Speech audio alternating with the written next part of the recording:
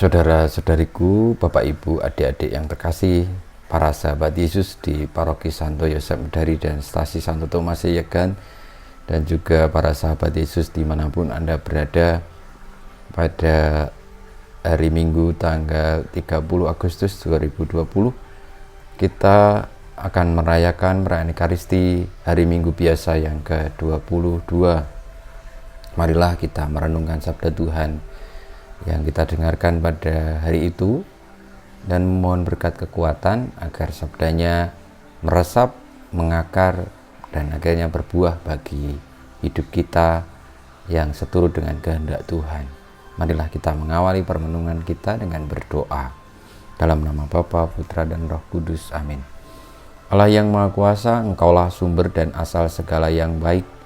Bangkitkanlah dalam diri kami kasih akan Dikau, dan tambahkanlah iman kami. Semoga Engkau memupuk benih-benih yang baik dalam diri kami dan memeliharanya sampai menghasilkan buah dengan pengantaraan Yesus Kristus Putra-Mu Tuhan kami, yang bersama Dikau dalam persatuan Roh Kudus hidup dan berkuasa kini dan sepanjang segala masa. Amin. Bacaan Injil pada hari Minggu biasa yang ke-22 diambil dari Injil Yesus Kristus menurut Matius bab 16 ayat 21 sampai dengan 27.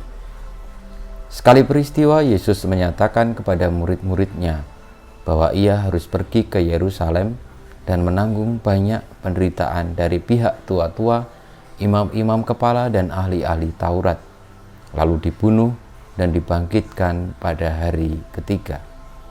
Tetapi Petrus menarik Yesus ke samping dan menegur dia, katanya, "Tuhan, kiranya Allah menjauhkan hal itu. Hal itu sekali-kali takkan menimpa Engkau."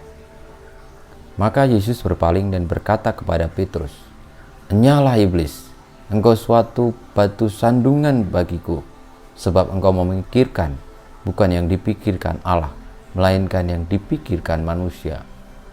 Lalu Yesus berkata kepada murid-muridnya, "Setiap orang yang mengikuti aku harus menyangkal diri, memikul salibnya dan mengikuti aku. Karena barang siapa mau menyelamatkan nyawanya, ia akan kehilangan nyawanya. Tetapi barang siapa kehilangan nyawanya karena aku, ia akan memperolehnya. Apa gunanya bagi seseorang jika ia memperoleh seluruh dunia, tetapi kehilangan nyawanya? Apakah yang dapat diberikannya sebagai ganti nyawanya? Sebab Anak Manusia akan datang dalam kemuliaan Bapanya, diiringi malaikat-malaikatnya. Pada waktu itu ia akan membalas setiap orang setimpal dengan perbuatannya." Demikianlah Injil Tuhan kita. Terpujilah Kristus.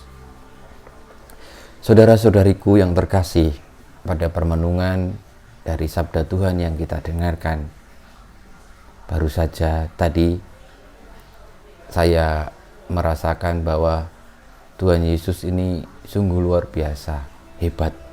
Karena Tuhan Yesus tahu kapan ia akan meninggal, dengan cara apa dia akan meninggal, dan bagaimana bahwa dia juga akan bangkit pada hari ketiga setelah wafatnya. Memang Tuhan Yesus bukan manusia yang biasa, dalam arti memang beliau manusia biasa, tetapi dia adalah putra Allah juga, sungguh Allah sungguh manusia.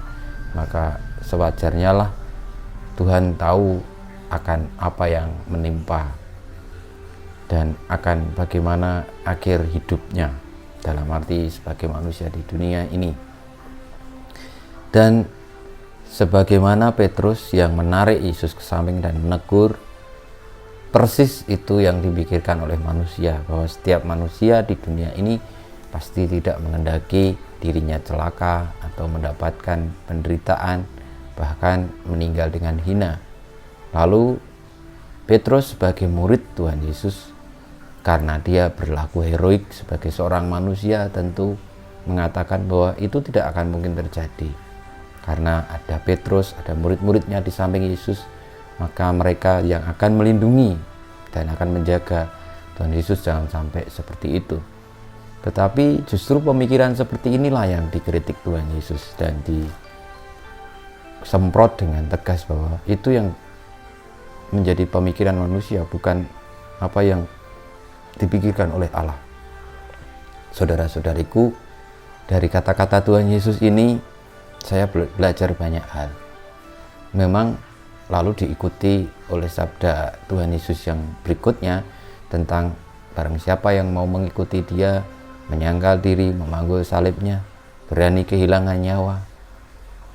Dan itu untuk pemikiran kita manusia sekarang ini sungguh konyol. Kita lihat saja misalnya, banyak orang sekarang ini mudah sekali tergoda untuk menjadi orang hebat yang dilihat dunia, memiliki banyak hal dalam dunia ini, entah talenta yang bisa menarik orang lain untuk ikut dia dan untuk terpengaruh sama dia. Lalu juga kalau kita melihat kemajuan industri bisnis, kemajuan teknologi, kemajuan ilmu pengetahuan, seni dan sebagainya, itu semua berpusat kepada bagaimana mau mencapai manusia yang hebat, yang unggul. Lalu untuk melakukan itu semua tidak jarang yang terjadi justru dengan mengelabui, dengan menipu, dengan meraih kesuksesan secara instan yang terlihat, meskipun tidak sungguh-sungguh memberi pengaruh atau memberikan dampak yang baik bagi dunia, bagi kehidupan, bagi manusia yang lain. Banyak contoh di antara kita, misalnya orang lalu mulai memburu yang namanya kekayaan dengan cara apapun, termasuk dengan cara merusak alam, dengan cara menipu, dengan cara macam-macam lah. Yang jelas tujuannya adalah untuk memuaskan diri sendiri, memperoleh ketenaran dan menyelamatkan nyawanya sendiri.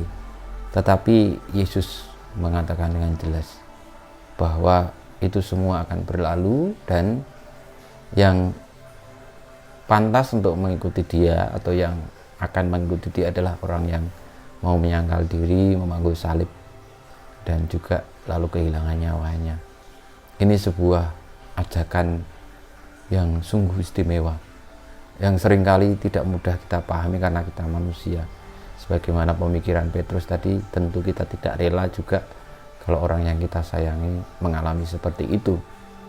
Tetapi Yesus dengan jelas memberikan gambaran kepada kita siapakah orang-orang benar itu. Justru ketika ia tidak pernah mendapatkan sesuatu dari dunia, dia berani kehilangan banyak hal di dunia ini untuk membantu dan menolong sesamanya, untuk selalu mengupayakan kebaikan, keselamatan, kesejatian, seperti itu. Dan orang-orang seperti itu seringkali justru tidak mendapatkan apa-apa, miskin, tidak terkenal, tidak diketahui bahkan mungkin orang lain.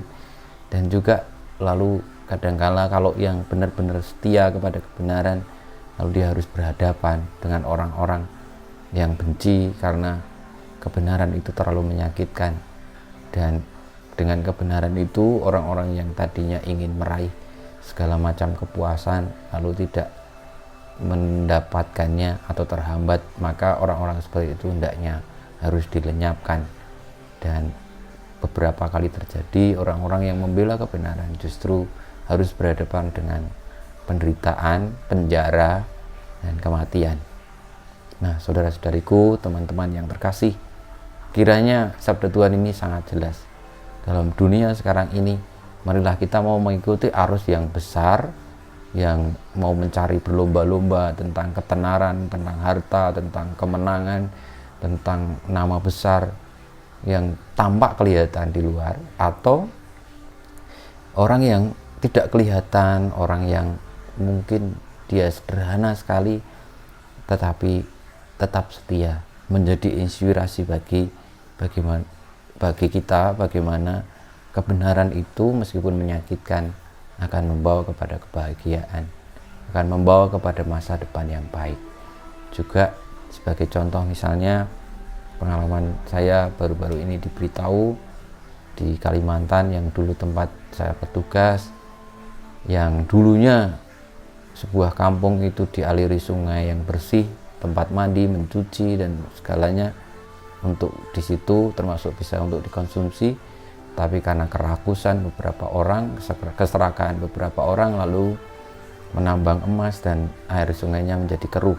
Tapi ada beberapa orang yang mau tetap mempertahankan kelestarian lingkungan alam itu dengan mengingatkan mereka supaya mereka tidak menambang lagi, ataupun kalau menambang jangan membuang limbahnya di situ, justru malah diancam, mau dibakar rumahnya, mau dibakar gerejanya, bahkan mau disantet, dan juga lalu tidak mendapatkan dukungan dari kampung, malah justru dibenci, diancam dan sebagainya. Tetapi saudara-saudariku, inilah dunia sekarang ini. Barang siapa yang bertahan untuk tetap setia meskipun di dunia ini menderita, tentu dia telah mengikuti anjuran Tuhan Yesus atau sabdanya, dan kelak akan menerima anugerah yang sejati. Jangan sampai gara-gara keinginan duniawi lalu kita membuang salib kita dan kita tidak berani mengikuti Yesus, lalu mengikuti arus besar itu, dan ketika lalu kita gagal, seolah-olah semuanya runtuh.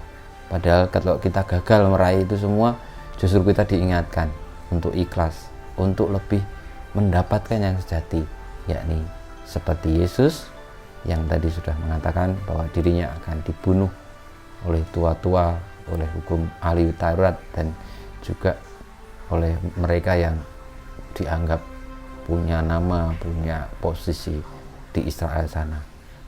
Saudara-saudariku, ini semua sabda yang tersembunyi, pesan yang sungguh luar biasa. Mari kita mohon berkat Tuhan, semoga kita boleh untuk setia kepada Yesus dan mengikuti jalan yang benar, meskipun di dunia ini penuh dengan tantangan, penderitaan, dan bahkan kita harus mengorbankan nyawa kita. Kemuliaan kepada Bapa dan Putra dan Roh Kudus, seperti pada permulaan, sekarang, selalu, dan panjang segala abad. Amin. Ya Yesus, jadikanlah hati kami seperti hati-Mu. Tuhan bersamamu dan bersama rohmu. Kita semua, hidup kita, karya-karya kita, perjuangan kita untuk menyangkal diri, memanggul salib, mengikuti Yesus, berani kehilangan nyawa demi kebenaran, senantiasa dibimbing, dilindungi, diberkati oleh Allah yang Maha Kuasa, Bapa dan Putra dan Roh Kudus. Amin.